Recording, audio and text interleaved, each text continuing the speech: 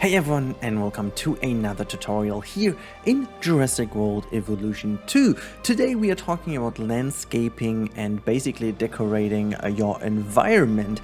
And even though you might think this is just like very much straightforward because the game doesn't offer that much, there are a couple of things I figured in the last couple of days that might be helpful for you to understand how you can make things look a little bit more beautiful. We are here on Isla Sorna and we're going to start with the basics. So if you guys are familiar with the basics, you might just skip forward a little bit. But we are starting here with our tool on the left hand side. This is the environment tool, and within that environment tool you have several options. You've got nature, water, feeders, which we'll skip because they don't do stuff for us. We've got painting, we've got some rocks, and we've got the terraforming tool or the raised terrain tool, which whatever is should be terraforming, whatever.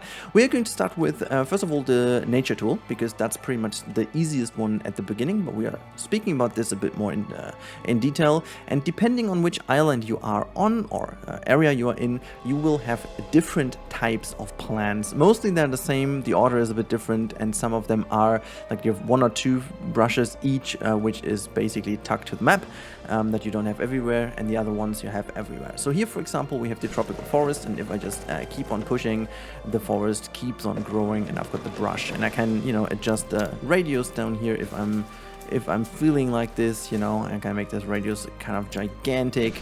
There you go, and then you can paint that forest. Now, if you want to get rid of it, there is, unfortunately, I would have loved to have it on right click, but this is obviously dragging the screen, so you can't do that on right click, but you can just go to this option here, which is basically remove foliage, and it will remove basically all type of foliage you have.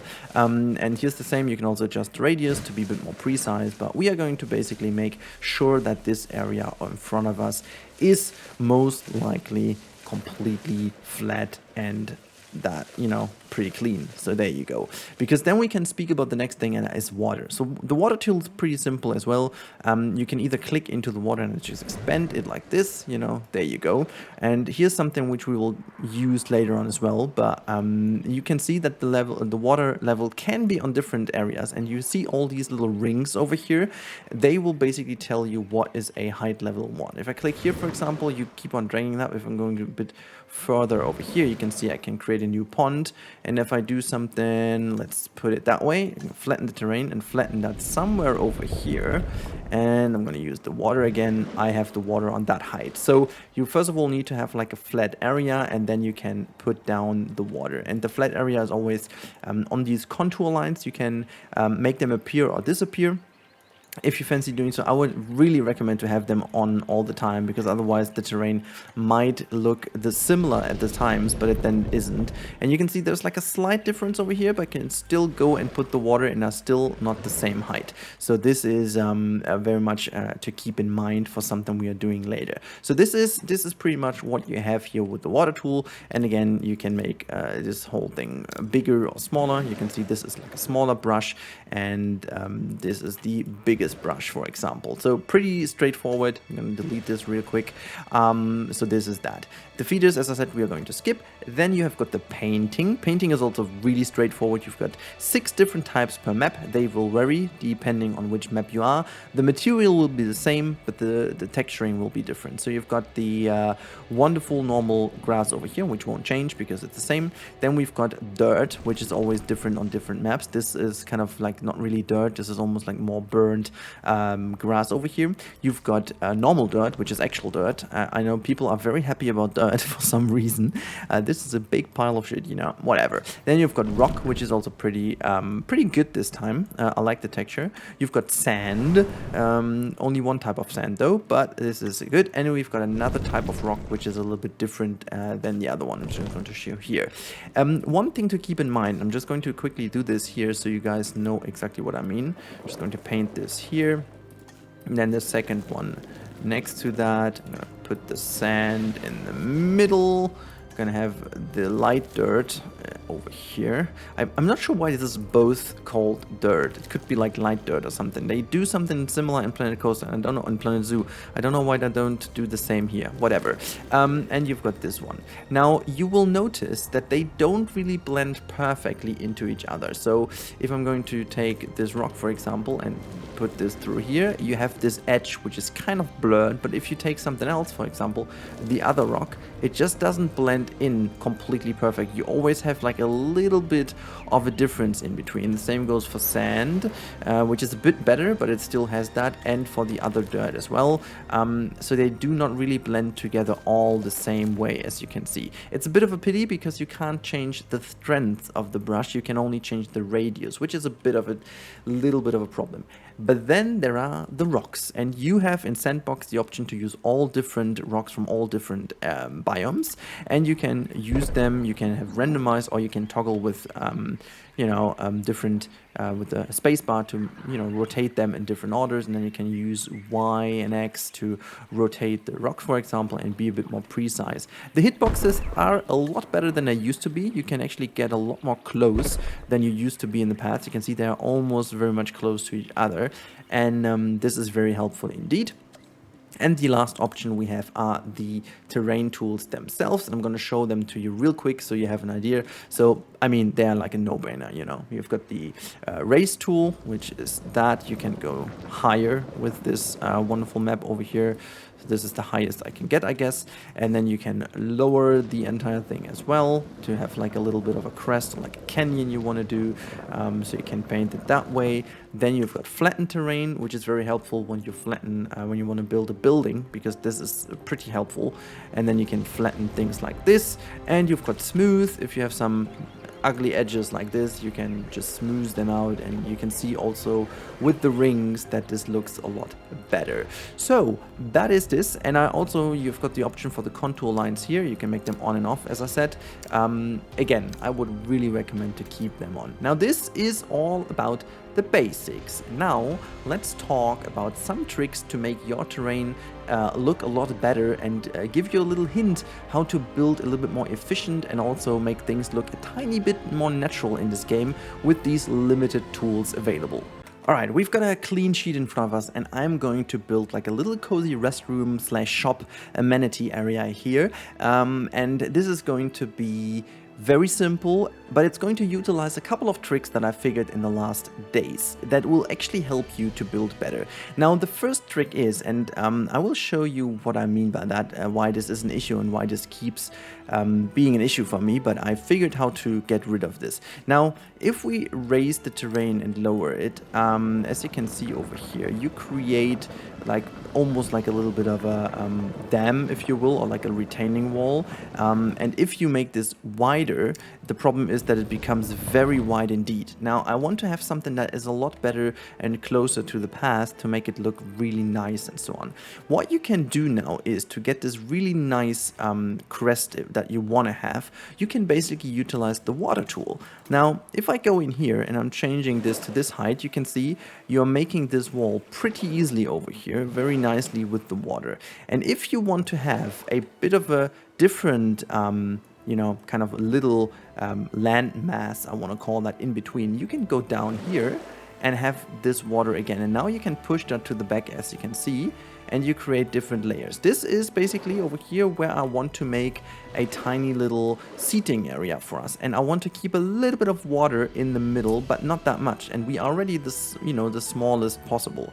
What you can do now is you can basically get rid of the water, but be careful, go a little bit around it, and then you can see you remain with this little pond here in the middle. It's like a very tiny one, but that's basically enough for us for the pathway, and you can build that nicely around. For this higher area, we don't want to keep the water here, we can get rid of it, and now you can use the smooth tool again to make these things look nicer together. So by using the water tool, you always make this all a bit more connected and closer to each other, and now you remain with this little pond, and it still looks very decent here with that hill indeed. Now this is one way to do this, and you've got these hilly areas, but now we have to figure our amenities, and there's like a little bit of a thing you can do as well with the amenities. They have one huge advantage. They basically flatten everything around them no matter what comes. So I'm going to raise this backside here quite significantly, okay? I'm going to be very much here hard with the terrain, not really paying too much attention to anything else. There you go. And I'm going to choose my restroom. I got to shift for the guests. There's my restroom. So you can see the guest room goes into several heights. And now what you can do, I want to have that in here. And I'm going to put this restroom just somewhat over here. Bam. And you can see it just completely flattens things away. And now if I delete this thing again, you will see that the terrain actually remains this way. And the cool bit about this is you can get a lot more hard edges in here if you want. You wouldn't be able to create that hard edge without putting a building on here. It's just not possible. I can show you. There is no way to get it that sharp, you know. I'm just trying, and then you can just try to use that, but you will not end with the same sharpness of the terrain. You can always utilize buildings for that. Let's quickly do that again, and we're going to put this time here, you know. There you go. And we're going to delete this again, and we do the same thing a little bit lower. I'm also, by the way, I'm taking the toilet building because it's the smallest available. So there you go. And the reason why I'm doing all of this will be very obvious in a couple of seconds, because the actual toilet will be on this hill over here in the edge, like so.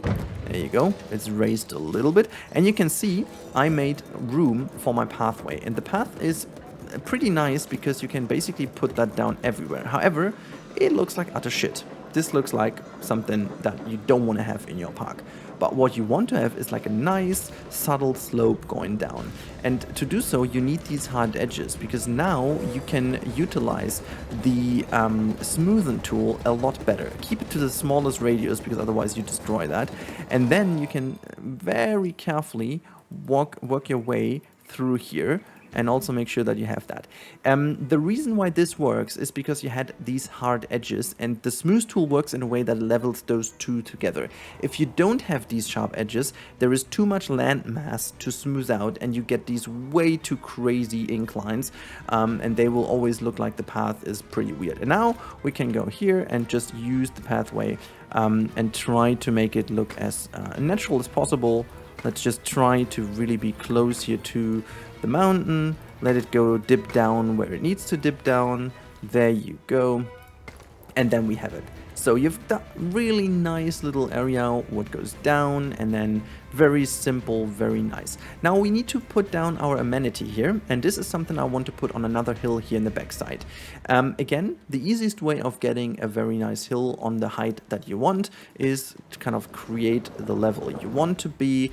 Take your water tool. I'm not sure if, yeah, that works. Okay, boom. You can see the hill is immediately created, and then you can get rid of it. We want to keep our pond here, so keep the water where it is. And now we're going to look for our amenity. I actually want to have, I think the arrival pod up here would also be very nice for our build. And also we would have things connected. But you know what? I'm not going to put this here because that doesn't fit in. I'm going to put the amenity as planned. I'm going to show you the small amenity, and that is going up this hill. So please, guys, use buildings to your favor, because they will always help you make things look a lot better. Now you can see this is a very, very steep edge. We have to do something about this, and you already know what we do. We are going to take the toilet building to do so. If it doesn't have any, there you go. Put this here, delete that again. And now the only thing we need to do first is we need to make sure where we have our water area here. Let me just really be as... Okay, yeah, well, I forgot about that. The path actually deletes some of the water, so you can't really get that close to it. That was my mistake here, so I'm just going to be careful now to not delete all of the water. Just keeping that little pond. It's pretty aggressive though, not gonna lie, it's super aggressive, so you might be more careful than I was over here. I still have that little pond though. I just want to remain. You can also, you know, whatever you do, you can just click it a little bit back. There you go. Whenever you have a water source, that helps a lot, because you can always push it a tiny bit more to your building. So that is just a little hint here as well. Now we have to smoothen this out again. Again, use the buildings to your favor. There you go. And I want to make that come down in between those two. So I'm being very careful here as well. Nice. Okay, so we're going to put this path to a test here. We're going to use this one as well, the natural kind of path, what we have over here, and just follow the lines very carefully and just make sure that this all connects well. I don't really like how this looks, so let me just do it that way. And we're going to quickly delete these two parts because I didn't like that. You know, I just, no. This should look good. So there you go, and connect that nicely. And you can always see from this angle, it looks a lot more natural than we have over here. Again, we wanted to have a seating area, so let's make that look like a seating area actually. And I want to have this really close here to the mountain. And what I really always recommend is in these areas, try to work with a lot of different kind of forms and stuff to make it look a lot more natural. You know, you can utilize the game really to its max. This, by the way, is just for some building tips here. You can, oh my god, that was my stupidity here hitting me hard. You can just paint the path in here whenever you use just one type of path, it looks that way.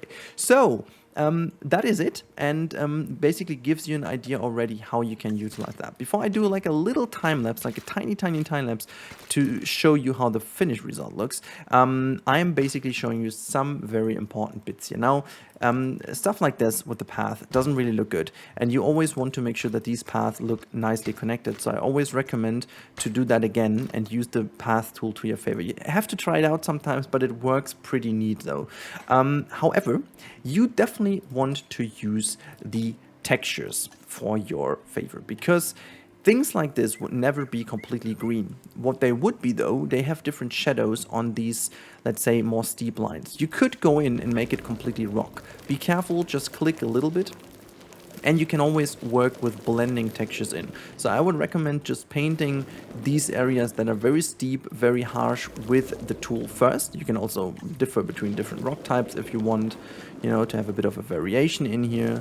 So like that. So this gives the whole thing a lot more depth already, and utilize some brighter colors around deeper areas, okay? But be careful, don't overdo it. Just do it as if people would here and there go a little bit next to the pathway, you know? Just do it as if this is just like a tiny bit used, not too crazy. Just be very careful with it, just follow the lines. And if you have the feeling it's too much, go back to your grass tool and just try to, you know, paint closer to the path. That gives the path always like a little bit of a contour and makes it look a lot better. So again, be very careful with that. And now, to give things detail, you really want to work your way towards it.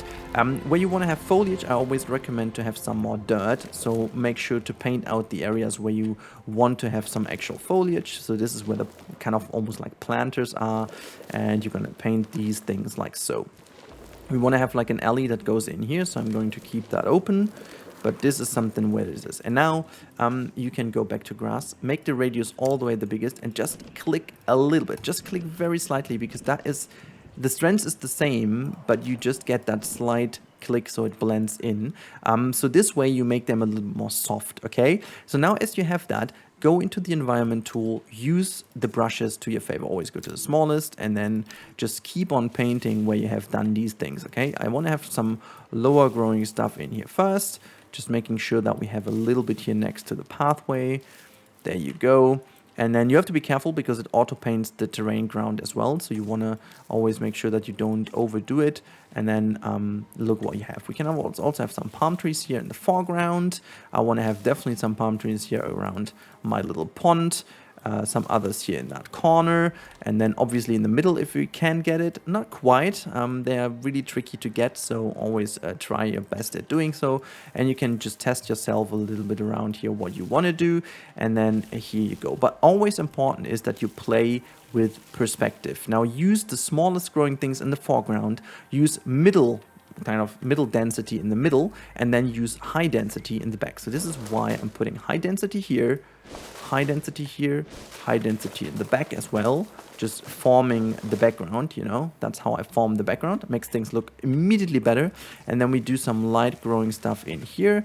I want to click some palm trees in the middle, you know, stuff like that. And then here you go. This area just turned into something insane. seconds, you know. I think it's really nice looking. And now, as I said, we need kind of a little bit of an alley in here, so I want to use like the wider path to go into this area, but we want to come from somewhere out of this frame, because that's just like a setting, you know. There you go. This is where the whole thing comes from, and then you go all the way into this area. Now, the last thing we talk about before I do the little time lapse and talk you through the finished result is rocks, because rocks are very important in this game to finish off your projects. You will always have edges that you don't like. Then this is where the rocks come into place. Things where you really don't have the feeling that they blend well together, use rocks in terms of making sure things look better. So, for example, something that I don't like is this edge over here. So what I'm going to do is I'm going to put this rock in front, use some of the more tropical rocks as well to blend them into here. The good news is you can put rocks basically everywhere, also within forests. Make use of that, because this will enable you to get different views as well by putting some rocks in. So you can see putting rocks in makes things look immediately better, and you can see how this natural area quickly turned into something that looks nice. And now I use the time lapse to show you some other tricks, so I'll be back with you with my voice in a couple of seconds.